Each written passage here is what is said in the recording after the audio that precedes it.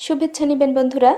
Lakshmi studio চ্যানেলের পক্ষ থেকে সকলকে শুভেচ্ছা এবং স্বাগত জানাচ্ছি আমি লক্ষ্মী সরকার। আজ আমি পাঠ করছি সত্যেন সেনের মশলার যুদ্ধ বইটির দ্বিতীয় পর্ব।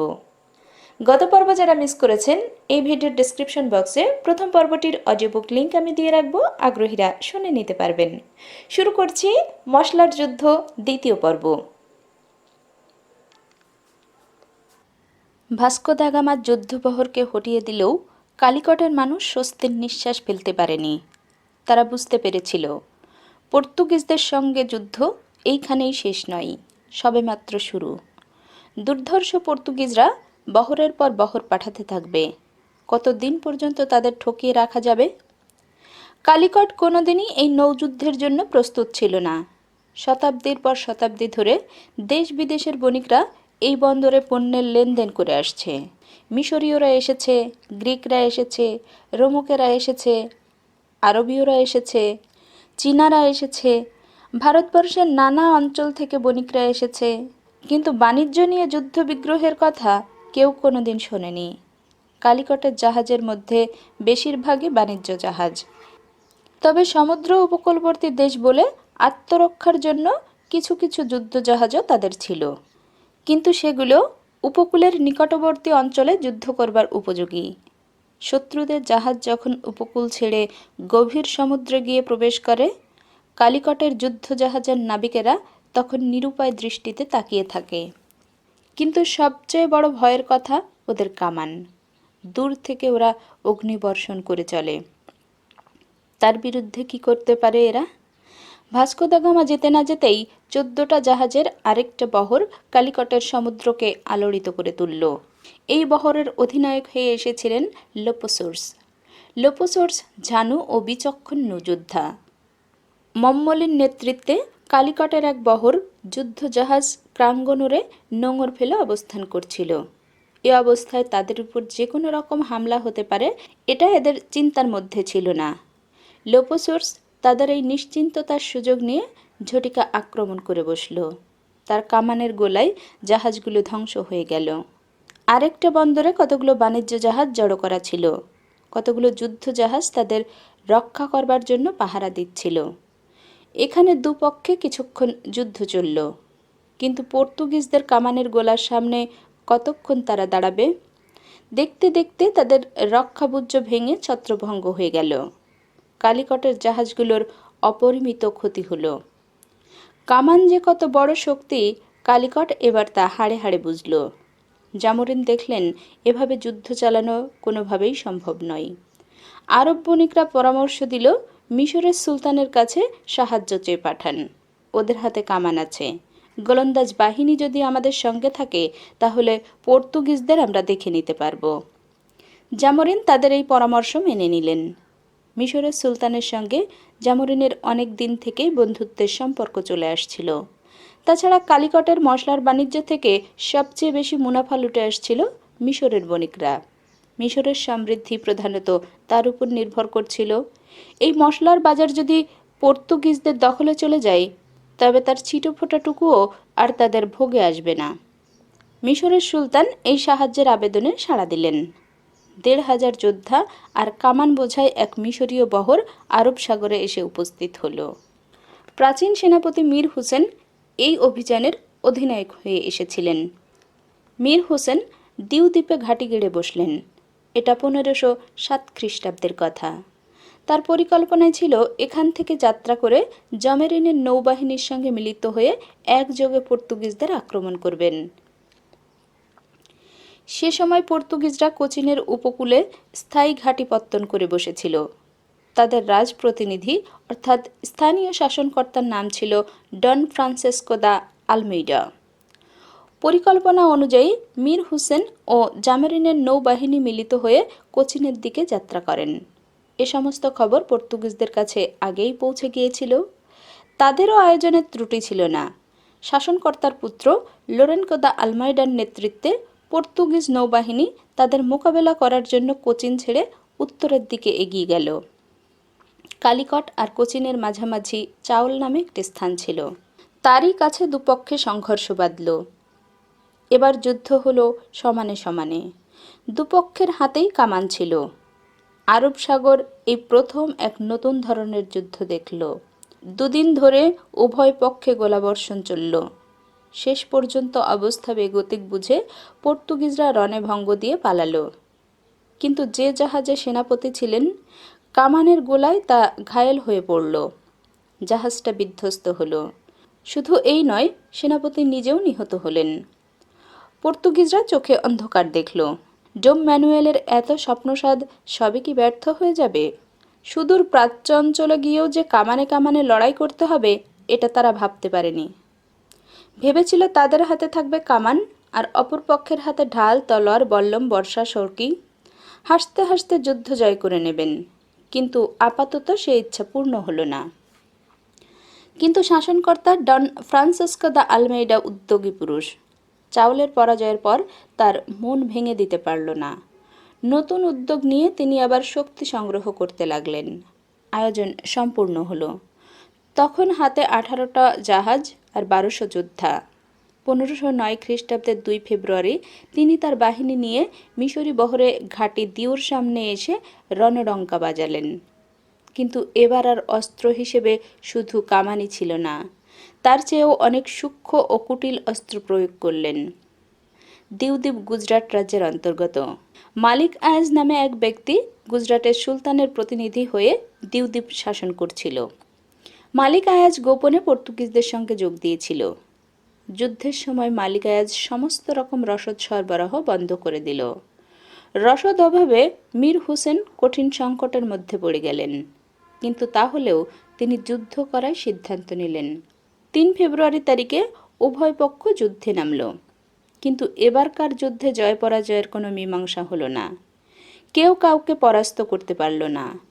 এর অল্প কিছুদিন বাদেই মীর হুসেন গুজরাটের সুলতানের এই বিশ্বাসঘাতকতায় বিরক্ত হয়ে সমস্ত জাহাজ নিয়ে তার দেশে ফিরে গেলেন। পর্তুগিজদের মনোবাঞ্ছা পূর্ণ হলো। তারা কালিকটকে বিচ্ছিন্ন করে ফেলল। পর্তুগিজদের সঙ্গে নৌযুদ্ধ পরিচালনা করবার মতো কোনো শক্তি আর রইল না। কিন্তু মীর হুসেন শত্রু শেষ না করে স্থায়ীভাবে মিশরে ফিরে গিয়ে যে অদূরদর্শিতার পরিচয় দিলেন সেদিন, মিশরকে একদিন সেজন্য খুবই অনুশোচনা করতে হয়েছিল। কেননা পর্তুগিজ তো শুধু কালিকটেরই শত্রু নয়, সে তো মিশরেরও শত্রু। মীর হুসেন তার কামানবাহী জাহাজগুলো নিয়ে চলে যাবার পর পর্তুগিজরা সত্যই প্রাচ্য অঞ্চলের সমুদ্রগুলোর একছত্র অধীশ্বর হয়ে দাঁড়ালো। সেখানে প্রতিদ্বন্দ্বী হয়ে দাঁড়ানোর মতো কোনো শক্তিই রইল না। কিন্তু কালিকট রাজ্য জয় করা তাদের পক্ষে সম্ভব হয়নি। জামোরিনের নৌশক্তিকে কিছুতেই ধ্বংস করতে পারেনি তারা। উভয় পক্ষে বহু যুদ্ধ বিগ্রহ ঘটেছে, কিন্তু কালিকটকে সাহায্য করবার মতো আর কেউ ছিল না। শুধু ছিল তাদের দুর্জয় সংকল্প আর হিন্দু মুসলমান প্রজাদের মিলিত প্রতিরোধ। পর্তুগিজদের আক্রমণের তরঙ্গ বারবার তার কূলে এসে ভেঙে পড়েছে, কিন্তু বারবারই তাকে প্রতিহত হয়ে ফিরে যেতে হয়েছে। 1509 থেকে 1599 এই 90 বছরের ইতিহাস দুর্দম প্রতিরোধের ইতিহাস। এই কালিকটে পর্তুগিজরা সর্বপ্রথম ভারতবর্ষের ভূমি স্পর্শ করেছিল। এই কালিকটের সঙ্গে জলে স্থলে বহুবার শক্তি পরীক্ষা করতে হয়েছে তাদের, কিন্তু কালিকট অধিকার করা কোনো মতেই সম্ভব হয়ে উঠল না। শুধু তাই নয়, কালিকটের কাছ থেকে বাধা পেয়ে মালাবার সমুদ্র উপকূলে কোথাও তারা ঘাঁটি গেড়ে বসতে পারেনি। 1599 খ্রিস্টাব্দে দুপক্ষের মধ্যে সন্ধি হয়ে যায়। কিন্তু তাহলেও যে উদ্দেশ্যে ওরা ভারতবর্ষে এসেছিল তা অপূর্ণ রইল না। আরব সাগর, ভারত মহাসাগর, এমনকি প্রশান্ত মহাসাগর পর্যন্ত তাদের প্রভুত্ব প্রতিষ্ঠিত হলো। ফলে মশলার বাণিজ্য সম্পূর্ণভাবে তাদের হাতে এসে গেল। 150 বছর পর্যন্ত মশলার বাণিজ্য তাদের মুঠোর মধ্যেই ছিল। এই 150 বছর ধরে পর্তুগাল সমস্ত ইউরোপময় একচটিয়াভাবে মশলার ব্যবহার করে চলেছে। পর্তুগিজদের এই সমুদ্র সাম্রাজ্য প্রতিষ্ঠার পিছনে যার অবদান সবচেয়ে বেশি, তার নাম এফেন্সো অ্যালবুকার্ক। অ্যালবুকার্ক 1506 খ্রিস্টাব্দে এখানে আসেন। এই সময় ত্রিস্তান দা কুনহার নেতৃত্বে পর্তুগিজদের একটি বাহিনী লোহিত সাগরে বণিকদের বিরুদ্ধে একটি অভিযান চালায়। অ্যালবুকার্ক এই বাহিনীর সঙ্গে ছিলেন। ডন ফ্রান্সিসকো দ্য আলমাইডারের পর তিনি পর্তুগিজদের অধিকারভুক্ত অঞ্চলের শাসনকর্তা নিযুক্ত হন।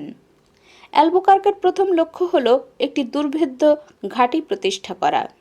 সেখান থেকে তিনি সমস্ত সমুদ্রগুলোর উপর অপ্রতিহত প্রভুত্ব বিস্তার করতে পারবেন। সে সময় পর্তুগিজদের একটিমাত্র দুর্গ ছিল কোচিন, তাও কোচিনের উপকূলে নয়। এই দুর্গ ছিল ছোট একটি দ্বীপের মধ্যে। সেই দ্বীপের আয়তন 1-2 বর্গমাইলের মতো। অ্যালবুকার্ক বললেন, না, এ দুর্গ দিয়ে চলবে না। তার দৃষ্টি ছিল কালিকটের দিকে। পর্তুগিজদের জলদস্যুতা সত্ত্বেও কালিকট তখনও মশলা বাণিজ্যে বড় বন্দর। এই দেশে ঘাঁটি করে বসতে পারলে পর্তুগিজদের সব দিক দিয়ে সুবিধা। ওদিকে পর্তুগাল রাজ ডম ম্যানুয়েল গর্জাচ্ছেন, তোমরা কি করছো? সামান্য একটা কালো মানুষের দেশ, তার কাছে বারবার ঠক্কর খেয়ে ফিরে আসতে হচ্ছে। কি লজ্জার কথা! তার সবচেয়ে বড় সামরিক অফিসার যিনি, সেই গ্র্যান্ড মার্শাল অব পর্তুগালকে তিনি দ্রুত পাঠিয়ে দিলেন ভারতবর্ষে। তার সঙ্গে নির্দেশ এলো, যেমন করে পারো জামোরিনের শক্তি চূর্ণ করে কালিকট অধিকার করে নাও। সবাই বলল, ঠিক কথা, কালিকট অধিকার করতেই হবে। পর্তুগালের মানমর্যাদাকে কি সমুদ্রের জলে বিসর্জন দিয়ে যাব আমরা? সিদ্ধান্ত হলো, ঝটিকা আক্রমণ করতে হবে, কালিকট যাতে প্রস্তুত হবার সময়টুকু না পায়। পৃথক পৃথকভাবে দুটি বহর সাজানো হলো। একটির নাম ফ্লিট অব পর্তুগাল, স্বয়ং মার্শাল তার পরিচালক। অপরটিতে শাসনকর্তা অ্যালবুকার্ক পরিচালনা করবেন। এই বহরের নাম হবে ফ্লিট অব ইন্ডিয়া। বহু সৈন্য তাদের সঙ্গে ছিল। কালিকটে নামতে বেশি বেগ পেতে হলো না তাদের। এবার আর নৌযুদ্ধ নয়, যুদ্ধ স্থলভূমিতেই হলো। কালিকটের যোদ্ধারা অদ্ভুত রণপ্রতিভার পরিচয় দিল সেদিন। পর্তুগিজরা এমন কথা কল্পনাও করতে পারেনি। চূড়ান্ত পরাজয় ঘটল তাদের। বহু পর্তুগিজ সৈন্য মারা পড়ল।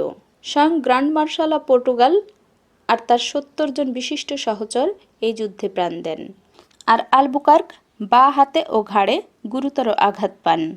কামানের গোলার ঘায়ে ধরাশায়ী হয়ে পড়লে তাকে অচৈতন্য অবস্থায় জাহাজে তুলে নিয়ে যাওয়া হয়।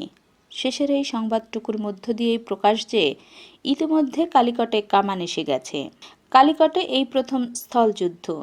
এভাবেই তার পরিণতি ঘটল। কালিকটের কাছে দুর্ধর্ষ পর্তুগিজদের এই চূড়ান্ত পরাজয় সে যুগের এক বিশেষ স্মরণীয় ঘটনা। পর্তুগিজ বাহিনীকে পরিচালিত করেছিলেন স্বয়ং গ্র্যান্ড মার্শাল। কামান ও অন্যান্য অস্ত্রশস্ত্রের দিক দিয়ে পর্তুগিজরা কালিকটের চেয়ে অনেক বেশি শক্তিশালী ছিল, সে কথা স্বচ্ছন্দেই বলা চলে। কি হিন্দু কি মুসলমান, প্রতিবেশী রাজ্যগুলোর মধ্যে একটিও এই চরম দুর্দিনে কালিকটের পাশে এসে দাঁড়ায়নি। তবু কেমন করে এই আশ্চর্য ঘটনা ঘটল? আক্রমণকারী নৃশংস শত্রুর প্রতি তীব্র ঘৃণা ছাড়া আর কি ছিল তাদের সম্বল? আর সেই দেশপ্রেম এতই গভীর যে তার সামনে হিন্দু আর আরবীয় ভেদবুদ্ধি তুচ্ছ হয়ে মিলিয়ে গেল। দীর্ঘদিন ধরে এই ঐক্যকে তারা দৃঢ়ভাবে বেঁধে রেখেছিল। ধন্য তাদের দেশপ্রেম।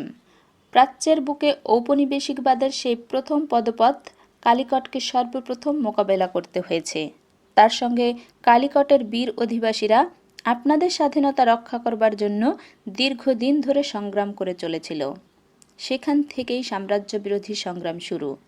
তারপর কত শতাব্দী ধরে দেশে দেশে সেই সংগ্রাম চলে আসছে। আজও সেই সংগ্রাম শেষ হয়ে যায়নি।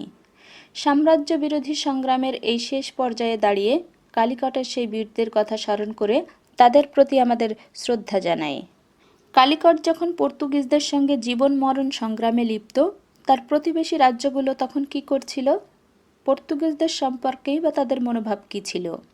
উত্তরে তুঙ্গাভদ্র নদী থেকে দক্ষিণে কুমারিকা অন্তরীপ পর্যন্ত বিস্তারিত বিশাল হিন্দু রাজ্য বিজয়নগর।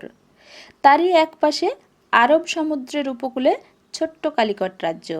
তুঙ্গাভদ্রার উত্তরে এককালের বাহমানি রাজ্য ভেঙে বেরার, আহমদনগর, বিদর, বিজাপুর ও গোলকুন্ডা এই 5টি মুসলমান রাজ্য গঠিত হয়।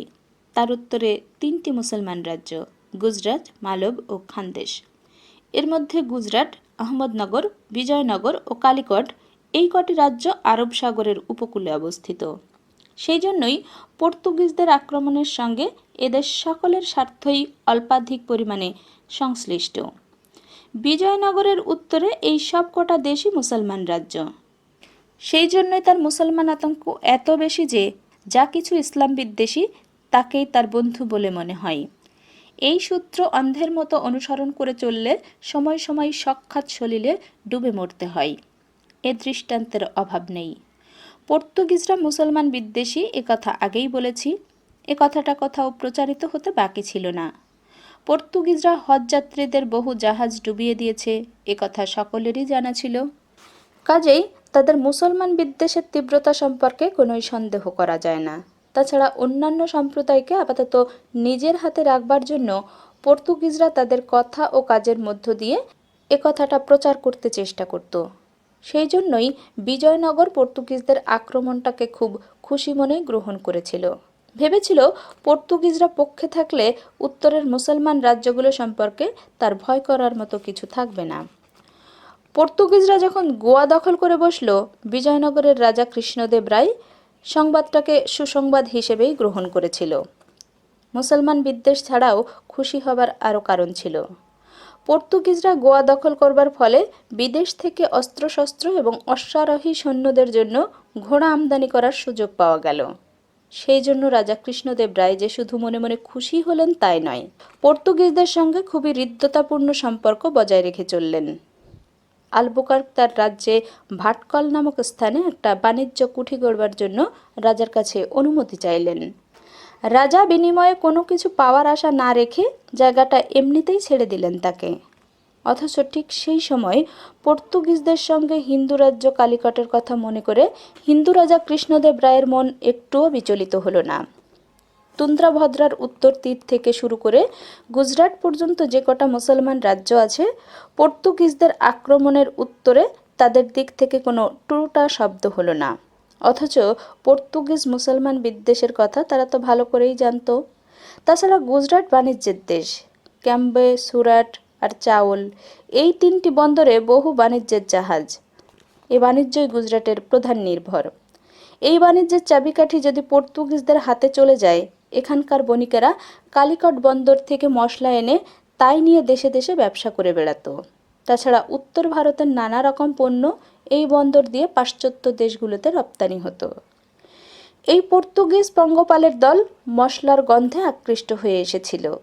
এখানকার মশলা বাণিজ্যের সঙ্গে সঙ্গে আর সব বাণিজ্যের চাবিকাঠি নিজেদের মুষ্টিগত করার জন্য উদ্গ্রীব হয়ে উঠল তারা। সেই জন্য স্থলভাগে সাম্রাজ্য গড়ে তোলার পরিবর্তে বাণিজ্যপথ সমুদ্রে সাম্রাজ্য প্রতিষ্ঠার দিকেই তারা বেশি মন দিয়েছিল। বাণিজ্য নির্ভর গুজরাটের সুলতান এ বিষয়ে কতটা সচেতন ছিলেন বলা যায় না, কিন্তু তার কার্যকলাপের মধ্যে এই দূরদর্শিতার পরিচয় পাওয়া যায়নি। আমরা আগে দেখেছি পর্তুগিজদের বিরুদ্ধে কালিকটের সাহায্য করবার জন্য মিশরের বহর মীর হুসেনের নেতৃত্বে দিউদ্বীপে এসে ঘাঁটি গেড়ে বসেছিল। দিউদ্বীপ গুজরাট রাজ্যের অন্তর্গত। গুজরাটের সুলতান তাকে বসবার জায়গা দিয়েছিল, কিন্তু তার প্রতিনিধি দিউর শাসনকর্তা মালিক আয়াজ চরম প্রয়োজনের মুহূর্তে পর্তুগিজদের সঙ্গে ষড়যন্ত্র করে মিশরীয়দের রসদ সরবরাহ বন্ধ করে দিল। এই বিশ্বাসঘাতকতার ফলে বিক্ষুব্ধ মীর হোসেন স্বদেশে ফিরে গেলেন, আর পর্তুগিজদের পক্ষে তা এক সুবর্ণ সুযোগ হয়ে দাঁড়ালো। গুজরাটের সুলতান কী ভেবে এই কাজ করেছিলেন বলার উপায় নেই, তবে এ জাতীয় ঘটনা ভারতবর্ষের ইতিহাসে নতুন কিছু নয়। বৈদেশিক আক্রমণকারীরা অনেক সময়ই এই পন্থায় তাদের প্রবেশের পথ সুগম করে নিয়েছে। কালিকট অধিকার করতে ব্যর্থ হয়ে অ্যালবুকার্ক এবার গোয়ার দিকে দৃষ্টি ফেরালেন। একটা নির্ভরযোগ্য দুর্গ প্রতিষ্ঠা করা তাদের পক্ষে অবশ্য প্রয়োজনীয় হয়ে দাঁড়িয়েছিল। গোয়া বিজাপুর রাজ্যের অন্তর্গত। আরব সাগরের উপকূলে তার অবস্থান। বিনা যুদ্ধে গোয়া দখল হয়ে গেল। এখানেও সেই বিশ্বাসঘাতকতার খেলা। গোয়ার তোলারজি নামে একজন হিন্দু প্রধান ছিল। তার সাহায্যে অ্যালবুকার্ক গোয়া অধিকার করে বসলেন। এইভাবে গোয়া দখল করার পর অ্যালবুকার্ক পর্তুগাল রাজ ডোম ম্যানুয়েলের কাছে এ সম্পর্কে যে সংবাদ পাঠিয়েছিলেন তা বিশেষভাবে উল্লেখযোগ্য। তিনি লিখেছিলেন, গোয়ায় যে সমস্ত আরবি ছিল আমরা তাদের সবাইকে হত্যা করেছি। আমাদের হাত থেকে কেউ রেহাই পায়নি। আমরা তাদের মসজিদের মধ্যে আটকে রেখে সেই মসজিদ আগুন দিয়ে জ্বালিয়ে দিয়েছি। ধর্ম উন্মত্ততা মানুষকে কোনো বর্বরতার স্তরে টেনে নিয়ে যেতে পারে, তার যেন সীমা নেই। বিশেষ করে বৈষয়িক স্বার্থবুদ্ধি যদি তার সঙ্গে সংশ্লিষ্ট থাকে। পর্তুগিজরা গোয়াকে সুরক্ষিত নগরে পরিণত করল। 1510 খ্রিস্টাব্দে তারা গোয়া অধিকার করেছিল। গোয়ার দুর্ভেদ্য দুর্গ তাদের দিগন্ত বিস্তারিত সমুদ্র সাম্রাজ্যের কেন্দ্রস্থল হয়ে দাঁড়ালো। এবার অ্যালবুকার্কের শিকার সন্ধানী তীক্ষ্ণ দৃষ্টি প্রশান্ত মহাসাগরের দ্বীপগুলোর দিকে নিবদ্ধ হলো। তার কর্মসূচি পূর্ব থেকেই নির্ধারিত ছিল। এতদিন তার বাণিজ্য তরী ও রণতরী ভারত মহাসাগর, আরব সাগর ও লোহিত সাগরের মধ্যেই চলাচল করত। এবার তারা প্রশান্ত মহাসাগরের বুকে অশান্তির আলোড়ন জাগিয়ে তুলল। প্রশান্ত মহাসাগরের এই দ্বীপপুঞ্জের আধুনিক নাম ইন্দোনেশিয়া। এই দ্বীপগুলোর সংখ্যা প্রায় 3000। দ্বীপগুলো মশলার জন্য বিখ্যাত। প্রাচীনকাল থেকে এদের সঙ্গে ভারতবর্ষের যোগাযোগ চলে আসছিল। বহু শতাব্দী আগে ভারতীয়রা মালয়ে, ইন্দোনেশিয়ার দ্বীপগুলোতে, কম্বোডিয়ায় এবং চম্পা প্রভৃতি স্থানে অনেক উপনিবেশ স্থাপন করেছিল। ভারতের বণিকরা ইন্দোনেশিয়ার দ্বীপগুলো থেকে জাহাজ বোঝাই করে মশলা নিয়ে আসতো, আর তাই নিয়ে দেশে দেশে বাণিজ্য করে ফিরত। ইন্দোনেশিয়ার এই মশলা নিয়ে বাণিজ্য তারা কবে থেকে শুরু করেছিল সে কথা নির্দিষ্ট করে বলা যায় না, তবে কালিদাসের রঘুবংশ কাব্যেও আমরা তার উল্লেখ পাই। কবি সমুদ্রের ওপারের দ্বীপগুলো থেকে সুগন্ধি মশলার বোঝাই ভারতীয় জাহাজের বর্ণনা করেছেন। প্রাচীনকালে ভারতবর্ষে এই মশলার জন্যই ইউরোপীয় দেশগুলোর কাছে আকর্ষণের কেন্দ্র হয়ে দাঁড়িয়েছিল। কিন্তু তারা জানতো না এই মশলা শুধু ভারতবর্ষেই জন্মায় না, তার অধিকাংশই আসে ইন্দোনেশিয়া থেকে। বহুদিন আগে থেকে এই অঞ্চলে চীনাদেরও যাতায়াত ছিল। মিং বংশের রাজত্ব থেকে নিয়মিতভাবে জাহাজ চলাচল হতে থাকে। মশলা তাদের আকর্ষণের অন্যতম কারণ এটা অনুমান করা অসঙ্গত হবে না। মিং সম্রাট ইয়াংলোর রাজত্বকালে চীনাদের নৌ অভিযান চরম উন্নতি লাভ করে। বিখ্যাত সেনাপতি চেংহো এ অভিযানের পরিচালক ছিলেন। দোভাষী মাহুয়ান তার এই অভিযানের সঙ্গী ছিলেন। মাহুয়ানের লিখিত বৃত্তান্ত থেকেই আমরা চেংহোর দক্ষিণ সমুদ্র অভিযানের পূর্ণ বিবরণ জানতে পারি। চেংহোর একটি নৌবহরে কমপক্ষে 65টি জাহাজ ছিল, তার মধ্যে কতকগুলো বৃহদাকার জাহাজও ছিল। চেংহো যে শুধু প্রশান্ত মহাসাগরেই বিচরণ করতেন তা নয়, তার নৌবহর বহুবার সিংহল, কালিকট এমনকি এডেন পর্যন্ত গেছে। চেংহো মৃত্যুর পর চীনাদের নৌ অভিযানের আর কোনো বিবরণ আমরা পাই না। চেংহোর উপর্যুপরি নৌ অভিযানের ফলে মালয় এবং ইন্দোনেশিয়ার কয়েকটি দ্বীপে চীনাদের সাম্রাজ্য বিস্তারিত হয়ে পড়ে। এখানকার শাসকরা চীনের প্রভুত্ব স্বীকার করে নিয়ে তাকে কর যোগাতেন। কিন্তু এই সাম্রাজ্য প্রতিষ্ঠার জন্য কোনো রকম যুদ্ধ বিগ্রহ ঘটেছিল বলে জানা যায়নি। ইন্দোনেশিয়ার জনৈক আধুনিক ঐতিহাসিক এ সম্পর্কে যে বিবরণ দিয়েছেন তাতে দেখা যায় তারা যে পদ্ধতিতে এখানে সাম্রাজ্য প্রতিষ্ঠা করেছিলেন তার মধ্যে নতুনত্ব আছে। তিনি বলেছেন, চীনের রাষ্ট্রদূতরা বন্দরে বন্দরে গিয়ে শাসনকর্তাদের সঙ্গে সৌজন্যসূচক আলাপের মধ্য দিয়ে বোঝাতেন যে তারা যেন ব্যক্তিগতভাবে পিকিংয়ে গিয়ে সম্রাটের আনুগত্য স্বীকার করে তাকে করদান করেন। এই প্রচারের আশ্চর্য রকম ফল পাওয়া গেল।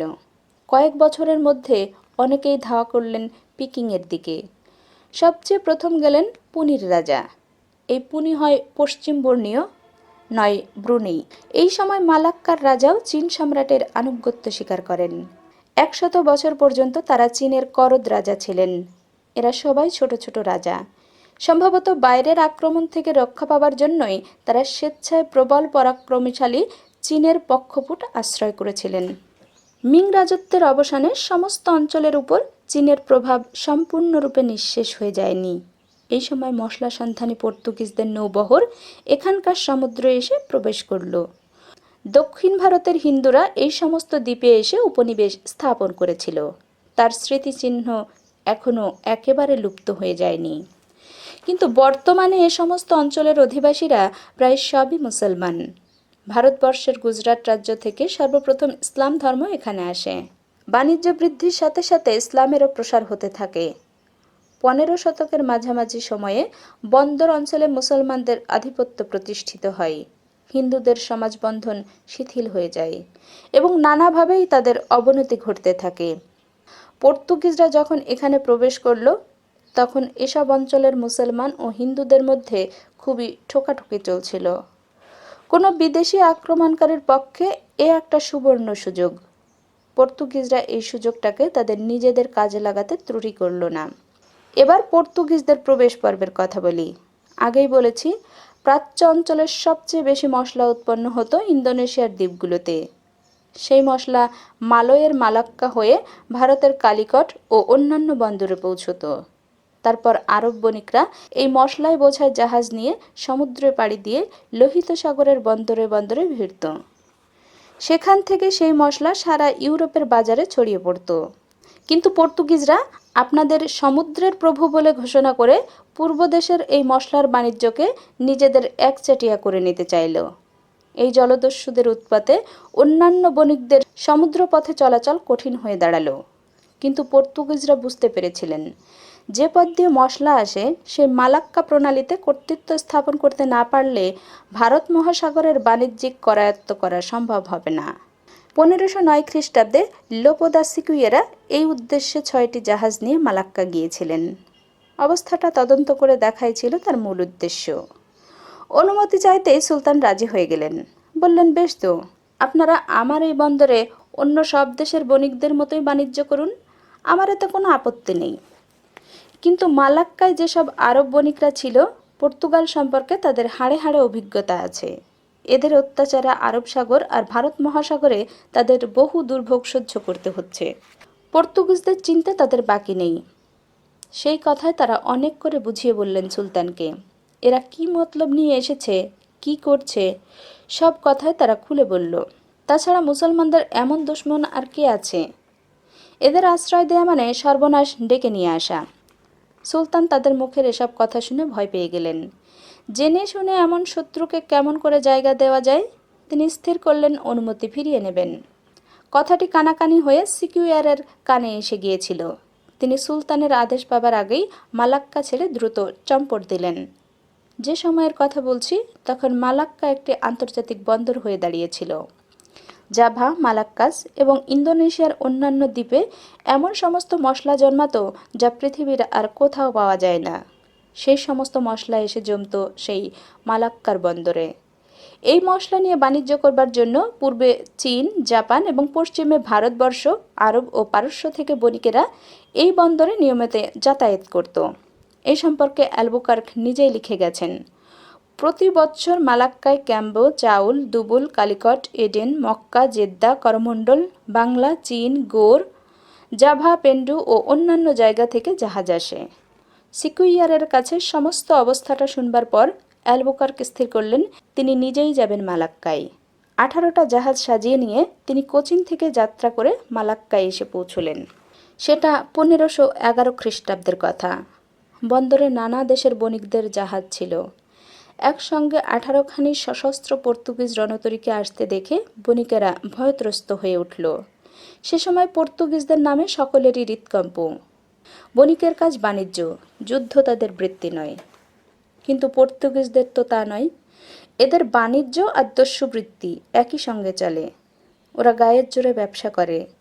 এদের ভয়ে সব দেশের বণিকরাই সমুদ্রপথে চলার সময় সশস্ত্র হয়ে চলে। কিন্তু বন্দরে নিশ্চিত বিশ্রামের স্থান। এখানে মারামারি কাটাকাটির জন্য কেউ তৈরি হয়ে থাকে না। তাছাড়া এই সমুদ্রে পর্তুগিজরা কখনো আসতো না। ওরা কি পৃথিবীর কোথাও শান্তি থাকতে দেবে না? অ্যালবুকার্ক বন্দরের কাছে এসে ঘোষণা করলেন, তোমাদের মধ্যে যারা মুসলমান নাও তারা কোনো ভয় করো না, আমরা তাদের কিছু বলবো না। আর মুসলমান যারা, তাদের একটাকেও আমরা ছাড়ব না। আর ওই হতভাগা মুসলমানদের যারা সাহায্য করতে বা বাঁচাতে চেষ্টা করবে তাদেরও একই গতি হবে। তোমরা ভালো মানুষেরা যে যেখানে আছো সেইখানেই চুপ করে থাকো। তোমরা দাঁড়িয়ে দাঁড়িয়ে দেখো আমাদের কাজ আমরা করি। পর্তুগিজদের সামনে যে দুটো জাহাজ, তাদের মধ্যে কামানগুলো উদ্ধত হয়ে আছে। একটু মাত্র সংকেতের অপেক্ষা। সঙ্গে সঙ্গে কামানগুলো গর্জে উঠে অগ্নিবর্ষণ শুরু করবে। এরকম দৃশ্য বণিকদের অনেকেরই দেখা আছে। তারা কি মুসলমান কি অমুসলমান সবাই ভয়ে চুপ করে রইল।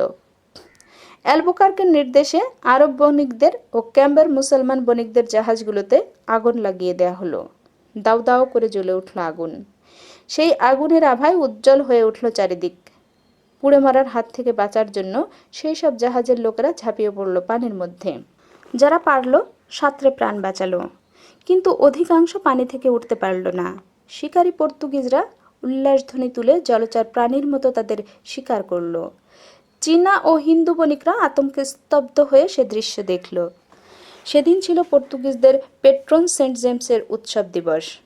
অ্যালবুকার্ক আর তার পর্তুগিজ বাহিনী এইভাবেই সেই পবিত্র দিবস উদযাপন করল। এটাও তাদের সেই ধর্মযুদ্ধেরই একটা অংশ। অ্যালবুকার্ক সেদিন তার লোকদের উদ্দেশ্যে এই কথাই বলেছিলেন। তিনি উদাত্ত কণ্ঠে ঘোষণা করেছিলেন, এইভাবেই আমরা সমস্ত আরবীয়দের এদেশ থেকে বিতাড়িত করব। মুহাম্মাদের ধর্মের শিক্ষা চিরদিনের মতোই নিভিয়ে দেব, যাতে করে এরপর আর কোনো দিন জ্বলে উঠতে না পারে। এইভাবেই আমরা আমাদের প্রভুর পবিত্র কর্তব্য সম্পন্ন করব।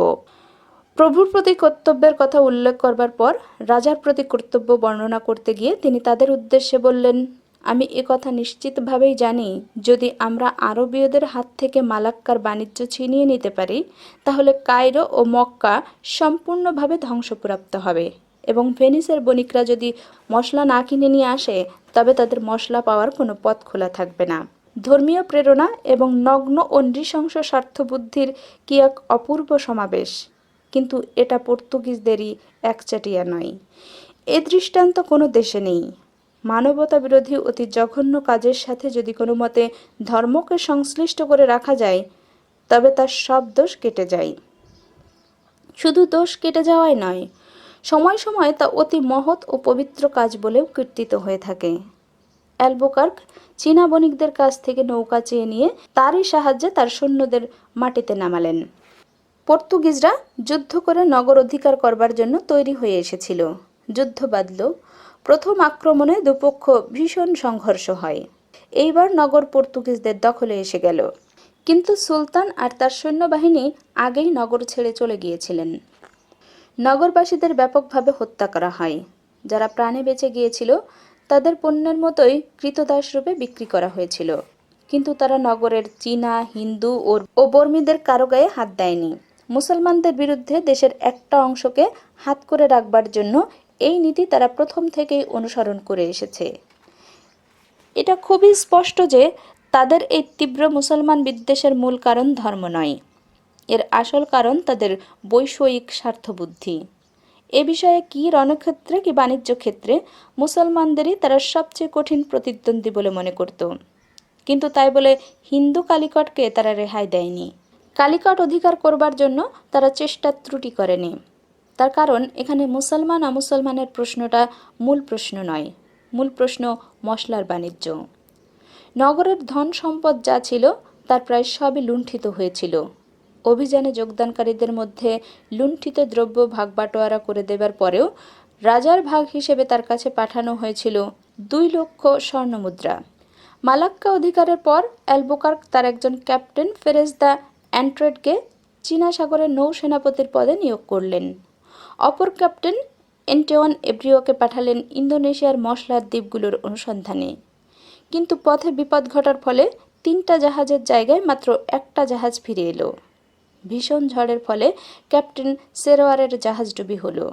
তবু অতি কষ্টে তিনি এমবয়না দ্বীপে এসে স্থানীয় সুলতানদের সঙ্গে যোগাযোগ স্থাপন করলেন।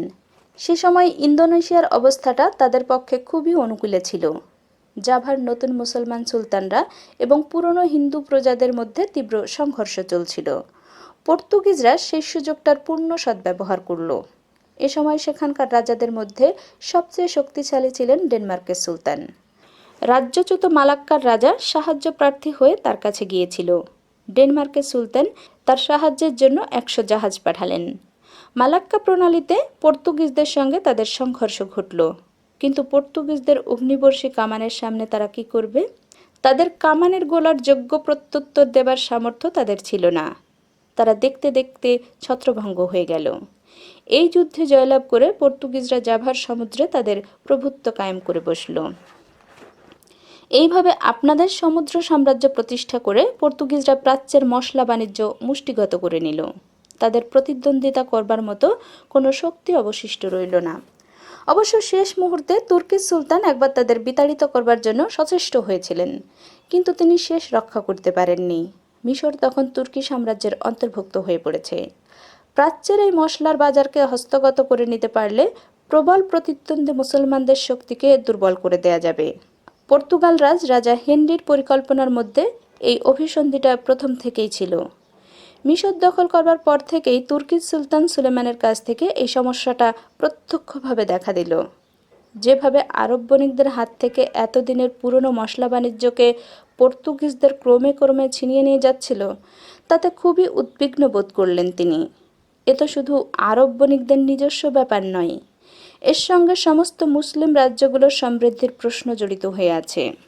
কিন্তু কাজটা যে সহজ নয়, তিনি সেটা ভালো করেই বুঝতে পেরেছিলেন। সেজন্যই তিনি এ সম্পর্কে মিলিতভাবে কাজ করবার জন্য কালিকটের জামরিন ও ক্যাম্বর মুসলমান রাজাদের সঙ্গে আলাপ আলোচনা শুরু করলেন। কালিকট ও ক্যাম্বে এই দুই রাজ্যের বণিকরা দীর্ঘকাল ধরে মশলার বাণিজ্য করে আসছে। পর্তুগিজদের জোর জুলুমের ফলে তাদের স্বার্থ বিশেষভাবে ক্ষুণ্ণ হয়েছে। কাজেই এই দুই রাজ্যের রাজা তুরস্কের সুলতানের আহ্বানে সাড়া দিলেন। পর্তুগিজদের বিরুদ্ধে এই তিন শক্তি মিলিত হলো। বহুদিন আগেই পর্তুগিজদের প্রতিরোধ করবার জন্য কালিকট ও মিশর আরও একবার মিলিত হয়েছিল। সেই মিলিত প্রতিরোধের সামনে পর্তুগিজদের থমকে দাঁড়াতে হয়েছিল। কিন্তু সেই মৈত্রী শক্তি বেশি দিন টিকল না। তার ফলে পর্তুগিজদের অভিযানে বিজয় থেকে বিজয়ে এগিয়ে চলছিল। কিন্তু সেদিন আর এখনকার মধ্যে অনেক তফাৎ। সেদিন পর্তুগিজরা সবেমাত্র প্রবেশ করেছিল, আর এখন তারা 3 সমুদ্র জয় করে দৃঢ়ভাবে প্রতিষ্ঠিত হতে চলেছে। এখন তাদের হটিয়ে দেওয়া সহজ নয়। এই চুক্তি সম্পন্ন করবার পর তুরস্কের সুলতান মিশরের শাসনকর্তা সুলেমান পাশা আল খাদিমকে নির্দেশ পাঠালেন। মিশরের শাসনকর্তা সুলেমান পাশা, আমার এই নির্দেশ পাওয়া মাত্রই আপনি প্রয়োজনীয় মালপত্র নিয়ে সুয়েজে চলে যাবেন এবং ধর্মযুদ্ধের জন্য প্রস্তুতি গ্রহণ করবেন। একটি যুদ্ধবহর সুসজ্জিত করে এবং যথেষ্ট সংখ্যক সৈন্য সংগ্রহ করে নিয়ে অবিলম্বে সুয়েজ থেকে ভারতবর্ষের দিকে যাত্রা করুন। যে সকল স্থানে পর্তুগিজরা মক্কা ও মদিনা যাবার প্রতিবন্ধকতা সৃষ্টি করেছে, সেই স্থানগুলো দখল করে নিন। ওরা যে সমস্ত কুকর্ম করেছে তার প্রতিকার করুন এবং সমুদ্র থেকে ওদের নিশানা অপসারিত করে দিন। এই নির্দেশ পেয়ে মিশরের শাসনকর্তা সুলেমান পাশা এক বিরাট বহর নিয়ে ভারত সমুদ্রের দিকে যাত্রা করলেন। সেটা 1538 খ্রিস্টাব্দ। খবরটা পর্তুগিজদের কাছে অজানা ছিল না। 1538 খ্রিস্টাব্দের 20 ফেব্রুয়ারি তারিখে তুর্কি বহর যখন ভারতবর্ষের কাছাকাছি এসে পৌঁছেছে, ঠিক সেই সময় পর্তুগিজ শাসনকর্তা মার্টিন দা সুজা কালিকটের যুদ্ধ জাহাজগুলোকে আক্রমণ করে তাদের ছত্রভঙ্গ করে দিলেন। এই খবর পেয়ে সুলেমান পাশা পৃষ্ঠভঙ্গ দিয়ে মিশরে ফিরে গেলেন। শেষ পর্যন্ত ত্রিশক্তি চুক্তির এই শোচনীয় পরিণতি ঘটল। এরপর তুরস্কের সুলতান এই ব্যাপার থেকে একেবারেই হাত গুটিয়ে নিলেন। পর্তুগিজ নৌবাহিনী আরও 60 বছর পর্যন্ত অপ্রতিহত প্রভাবে তাদের এই সমুদ্র সাম্রাজ্য শাসন করে চলেছিল। একটা জিনিস বিশেষ করে ভেবে দেখবার মতো, পর্তুগিজদের এত বড় শক্তির ভিত্তিটা কোথায়? সমগ্র ভারতবর্ষের মধ্যে তাদের ঘাঁটি ছিল কোচিনের দুর্গ, ক্ষুদ্র গোয়া আর বোম্বাই। তখনকার দিনে বোম্বাইয়ের গুরুত্ব খুবই কম ছিল। এই সামান্য ঘাঁটির উপর নির্ভর করে সমস্ত সমুদ্রকে শাসন করত তারা। একই শুধু তাদের রণতরী আর কামানের জোরেই? এটা খুব বিশ্বাসযোগ্য বলে মনে হয় না। আর এক কথা, মশলার বাণিজ্যকে মুষ্টিগত করবার জন্য সমুদ্রের উপর এক বিভীষিকা সৃষ্টি করে তুলেছিল তারা। নির্দোষ বণিকদের জানমাল নিয়ে তারা ছিনিমিনি খেলত, কিন্তু তাহলেও পর্তুগিজদের বিরুদ্ধে তেমন কোনো প্রতিক্রিয়া দেখা দেয়নি। এরই বা কারণ কি? পর্তুগিজ নেতাদের কূটনীতি এই সাফল্যের প্রধান কারণ। এটা বললে হয়তো ভুল হবে না। প্রথম থেকেই তাদের লক্ষ্য ছিল যাতে তারা তাদের মূল প্রতিদ্বন্দ্বী আরবীয় বণিকদের উপর তাদের আক্রমণকে কেন্দ্রীভূত করতে পারে। আমরা দেখেছি মালাক্কা জয় করতে গিয়েও এই মূলনীতি থেকে তারা ভ্রষ্ট হয়নি। মালাক্কা পোতাশ্রয়ে প্রবেশ করে তারা সমস্ত আরবীয় জাহাজগুলিকে পুড়িয়ে ছাই করেছিল, কিন্তু চীনা বা হিন্দু বা বর্মী জাহাজগুলোর কোনো ক্ষতি করেনি।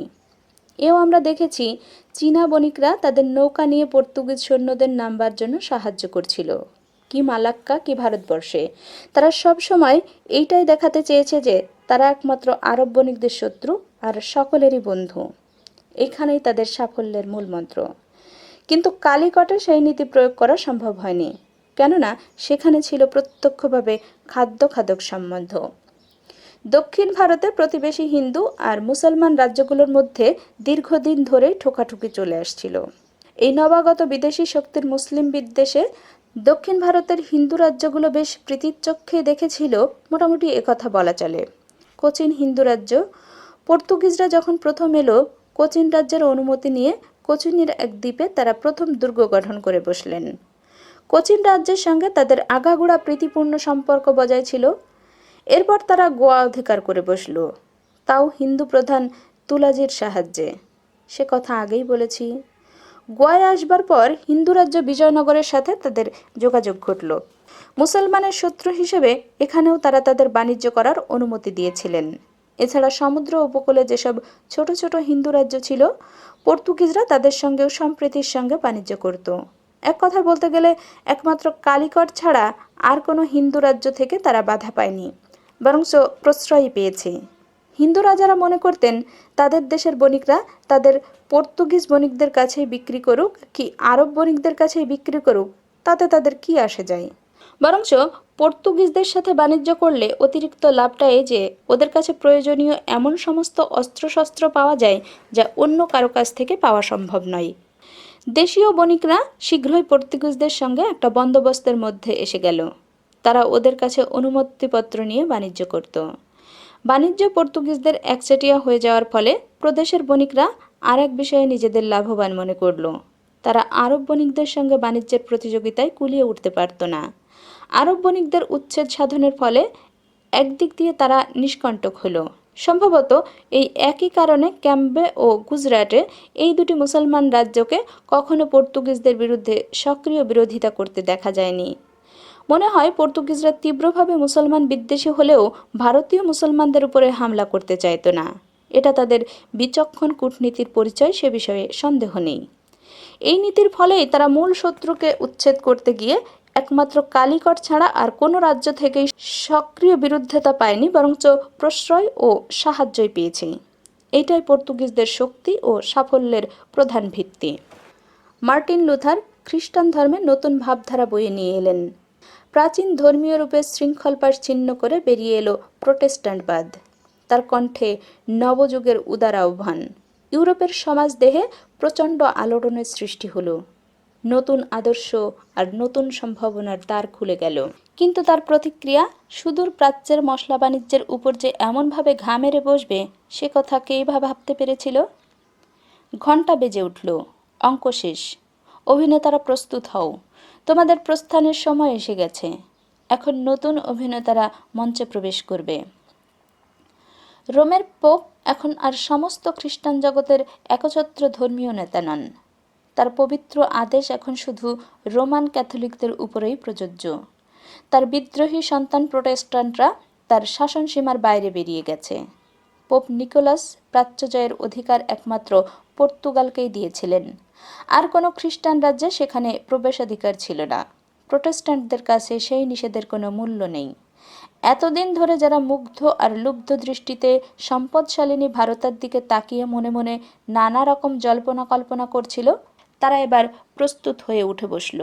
ইউরোপের মধ্য উত্তরাঞ্চলেই মশলার চাহিদা সবচেয়ে বেশি। ফলে মশলার বাণিজ্য পর্তুগালের একচাটিয়া হলেও মশলার বাজার পর্তুগালের রাজধানী লিসবন থেকে উত্তর দিকে সরে গিয়েছিল। ইউরোপের ভেতর মশলা নিয়ে ব্যবসা করবার ব্যাপারে ডাচ বণিকরা প্রধান স্থান অধিকার করে নিয়েছিল। একচেটিয়া বাণিজ্যের সুযোগে পর্তুগাল মশলার দাম এত বেশি চড়িয়ে দিয়েছিল যে ডাচ বণিকদের অসন্তোষ দিন দিনই বেড়ে চলছিল।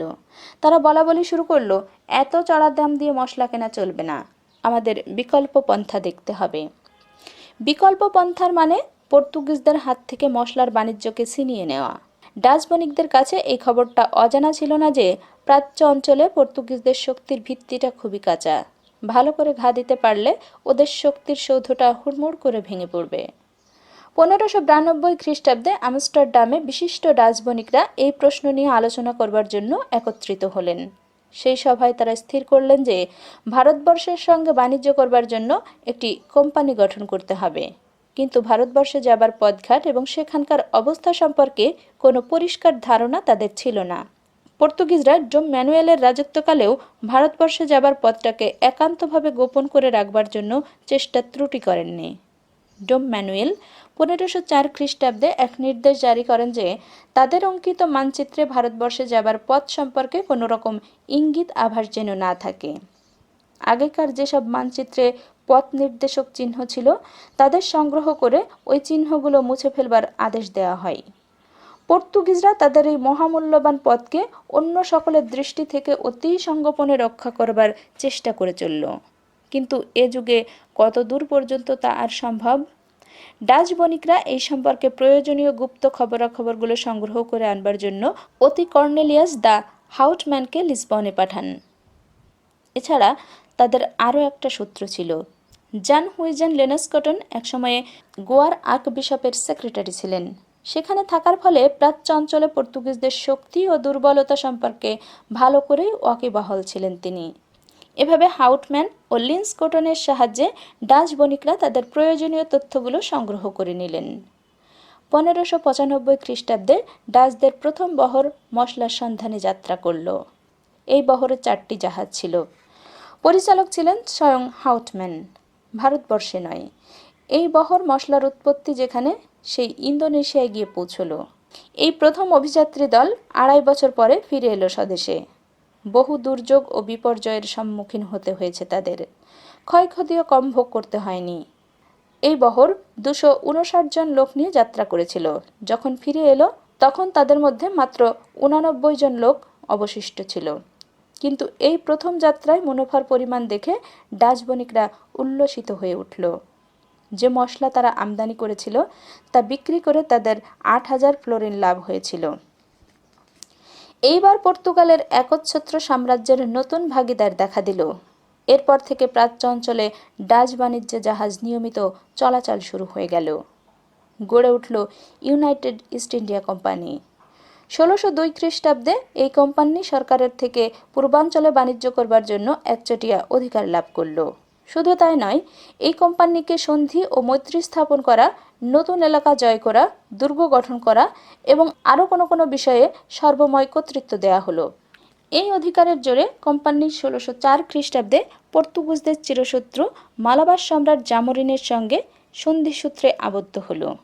সন্ধির উদ্দেশ্য সম্রাটের রাজ্য এবং ভারতবর্ষের অন্যান্য স্থান থেকে পর্তুগিজদের বিতাড়ন।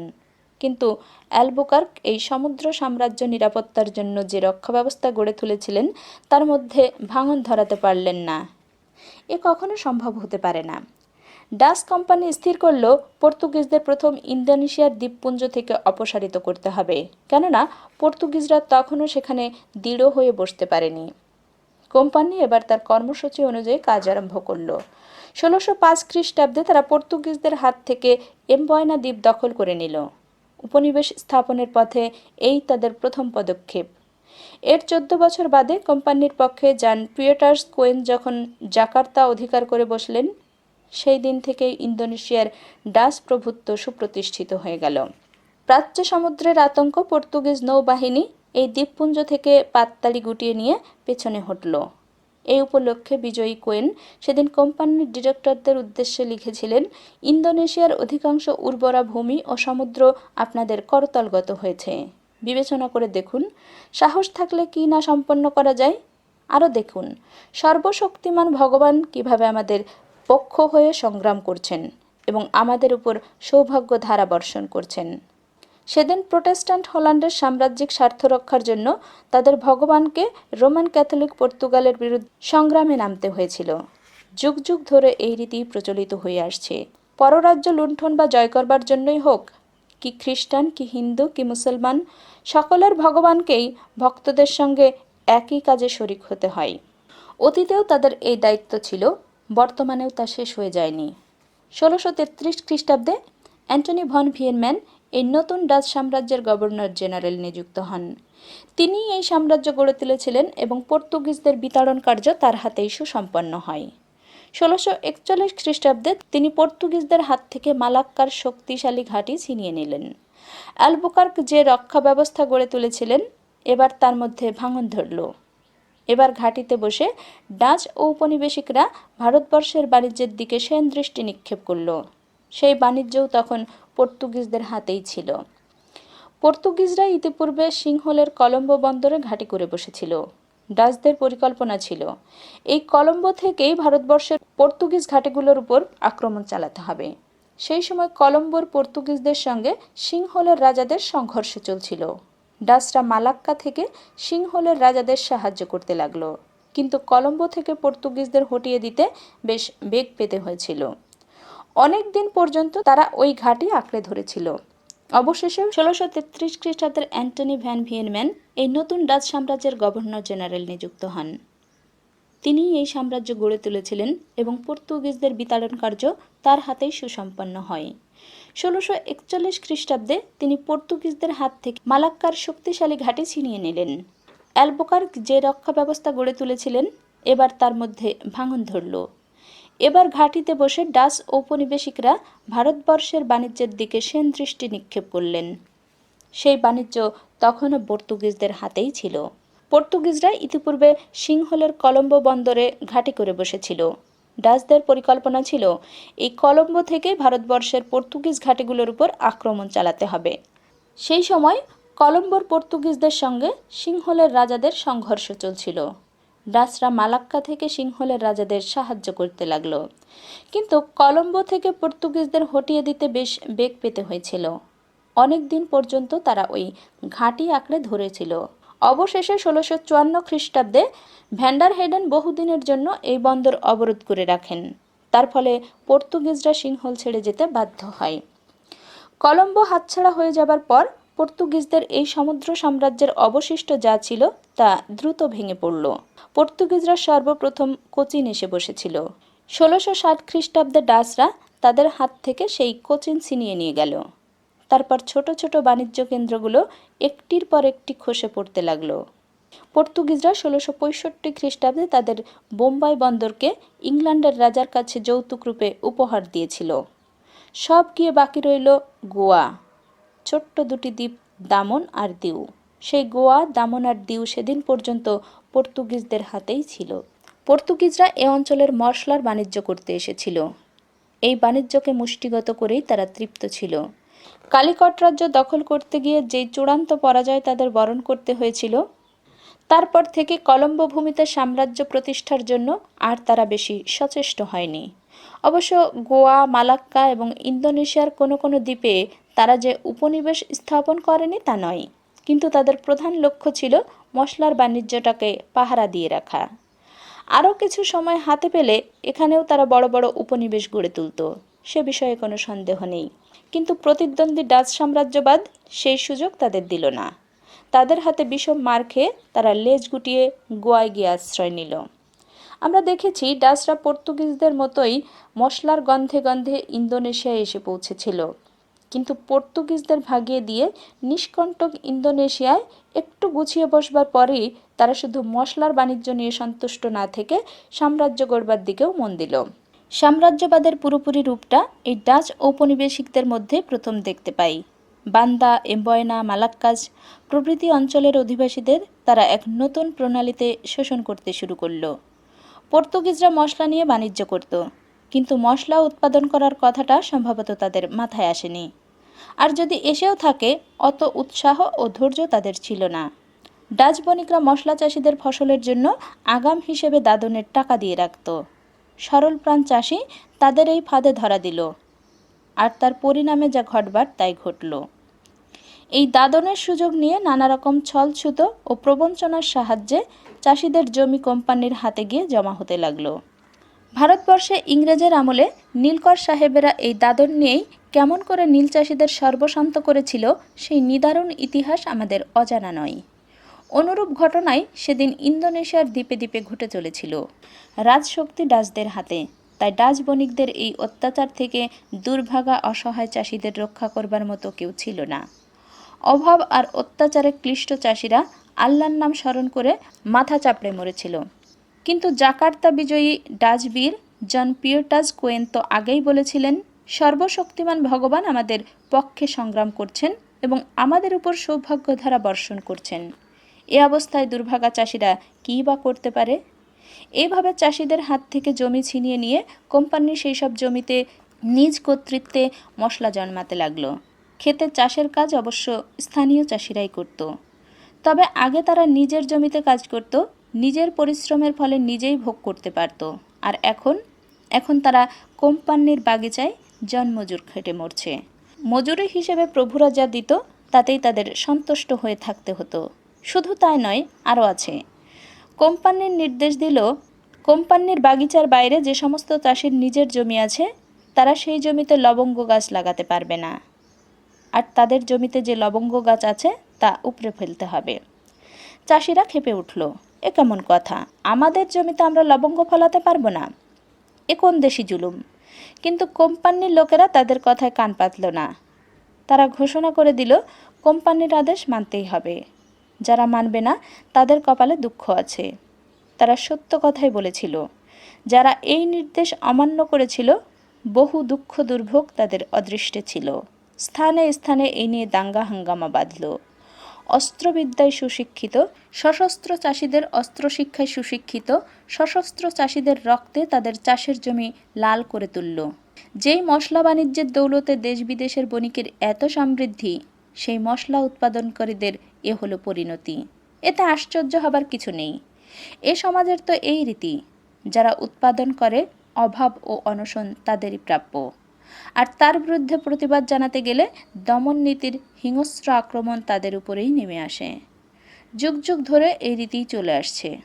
আজও কি চলছে না? কিন্তু ইতিহাসের পাতায় তার কটা কথাই বা লেখা আছে? যারা ইতিহাস রচনা করেন তাদের মধ্যে কজন এদের কথা চিন্তা করেন? যারা ইতিহাস পড়ে তাদের মধ্যে কজনই বা এদের কথা শুনতে চান? তবু যাদের দেখবার মতো চোখ আছে, তারা এই ইতিহাসের ফাঁকে ফাঁকে এদের আশা আকাঙ্ক্ষার দুঃখ লাঞ্ছনা আর প্রতিরোধ ও সংগ্রামের অবিস্মরণীয় কাহিনীর সন্ধান পাবে।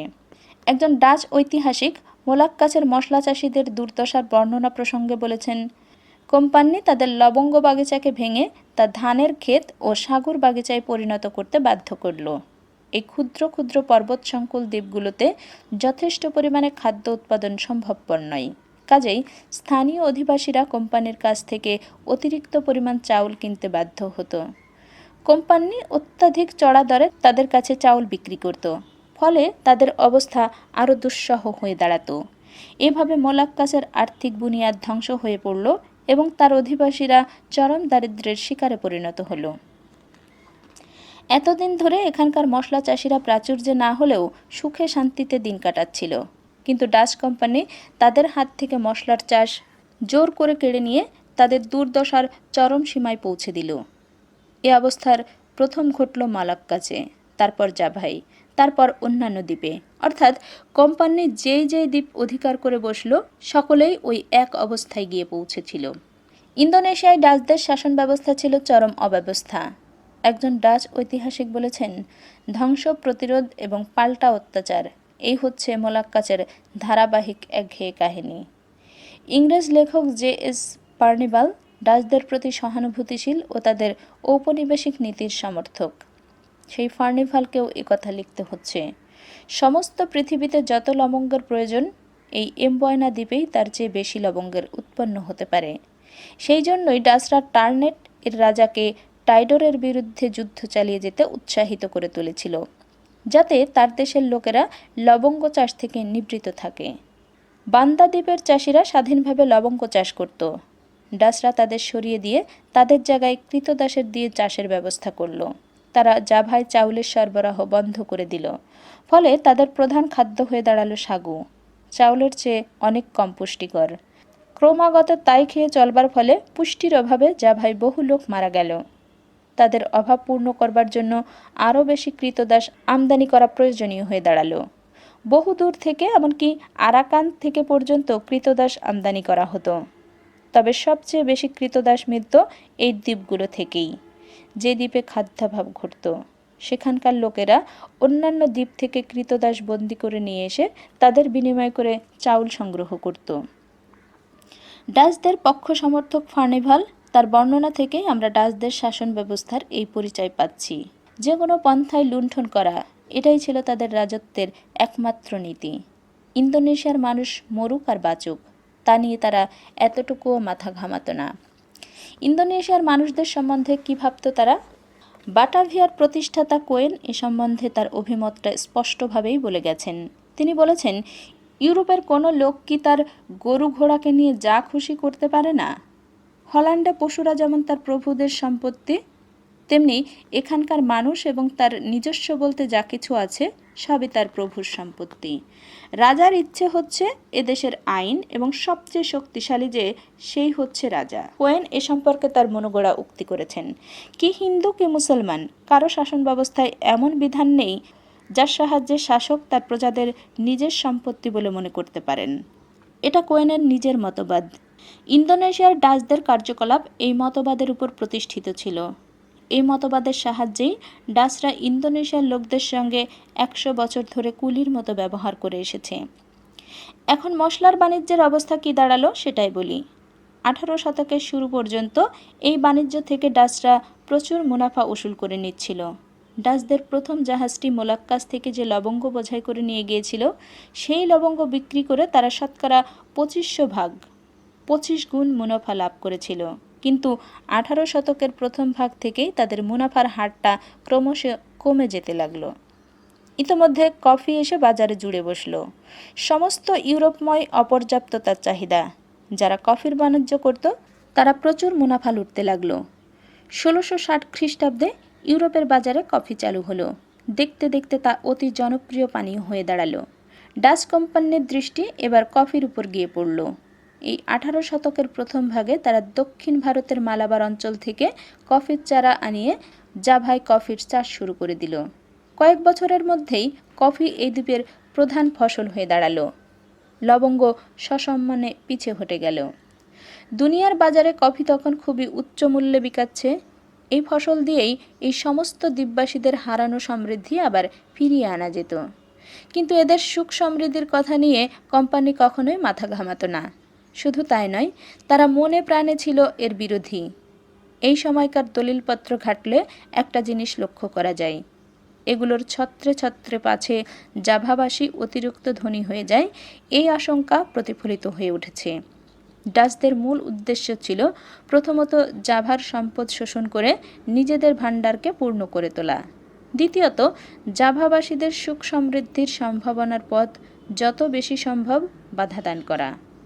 এই কথাগুলো প্রকাশ্যে ও সোজাসুজি বলতে তাদের কোনো সংকোচ বা কুণ্ঠা ছিল না। এই উদ্দেশ্যকে হাসিল করবার জন্য তারা 3টি পন্থা অবলম্বন করল। বাটাভিয়ার বাজারে কফির দরকে যথেষ্টভাবে কমিয়ে দেওয়া, কফি বাগানের প্রসার সীমাবদ্ধ করে রাখা, চাষিদের প্রবঞ্চিত করবার জন্য নানা রকম সুপরিকল্পিত কৌশল। এই সমস্ত চক্রান্তের ফলে ইন্দোনেশিয়ার চাষিকে বাধ্য হয়ে 150 পাউন্ড কফির মূল্যে 250 পাউন্ড কফি বিক্রি করতে হতো। কিন্তু সেইখানেই এর শেষ নয়। নানা রকম হিসেব দেখিয়ে কাটছাট করবার পর শেষকালে মাত্র 14 পাউন্ড কফির দাম চাষিদের ঘরে গিয়ে পৌঁছত। অতি বিভৎস ও নগ্ন এই শোষণের রূপ। এভাবে প্রতারিত হয়ে চাষিরা কফি চাষ করতে অনিচ্ছা প্রকাশ করতে লাগলো। কিন্তু এ বিষয়ে চাষির স্বাধীন ইচ্ছা অনিচ্ছার কোনো স্থান ছিল না।